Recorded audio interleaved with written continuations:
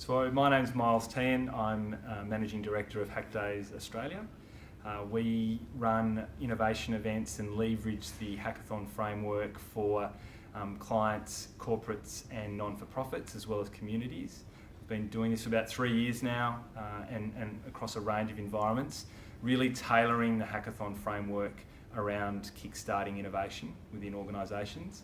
My role here today at the Legal AI Summit was to facilitate and be part of helping draw out different conversations and keep everyone on time.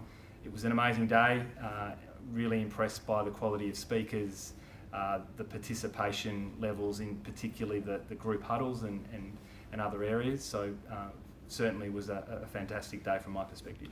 Myles, can people expect these events to be quite interactive, and can you talk to some of the interactivity that occurred today? Because I know it's not just about speakers speaking to an audience at an event like this. So the format for today's AI Summit was definitely interactive, and I think it's important for events like this, particularly when you've got people who are coming at different perspectives. So for today, being artificial intelligence, we had participants calling out some who'd been programmers 25 years ago when AI was coming in its infancy, all the way through to people that were really coming across and getting an understanding of AI in the last couple of weeks or months. And definitely I think it's important to have interactive sessions. It can't be just a one-way dialogue with stand and deliver presentations. Now within that interactive way of delivery, and we did 3 sessions today where we really encouraged and looked for all of our participants to join huddles, particularly with groups that they hadn't met before, and then share experiences and report back. It will put certain participants and groups a little bit out of their comfort zone, but I think that part of that is it enriches the conversation and draws out perspectives you wouldn't get with a one-way dialogue. Were you impressed by anyone's contribution today from the audience? Since we're talking about interactivity and not all insights coming from the panels themselves. So talking about today and my insights around what surprised or impressed me, I would certainly say the collaboration and the willingness to share.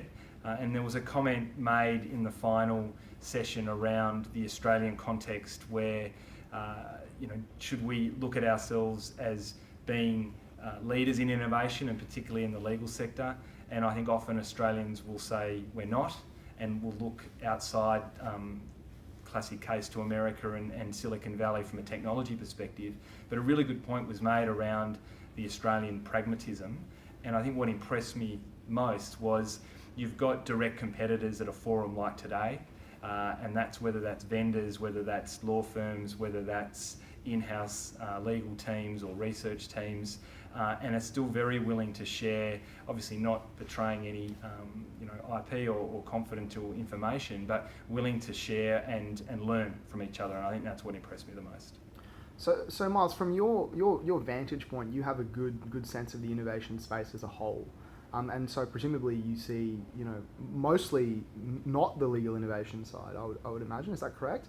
Can you comment on how an event like this is bringing the legal sector up to speed with other ecosystems, other sectors that you're across? So I think there's a real dynamic at the moment which I call a blessing and a curse, and that is the innovation spotlight.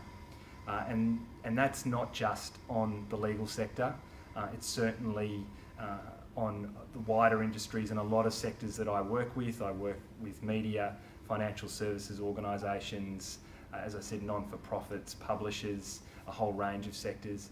And the blessing and the curse of the innovation spotlight is there is a lot of attention, there's potentially budget, there's a lot of publicity that can come out of that. But there's also a real risk that we get 1 or 2 years down the track and a lot of the effort is deemed innovation theatre.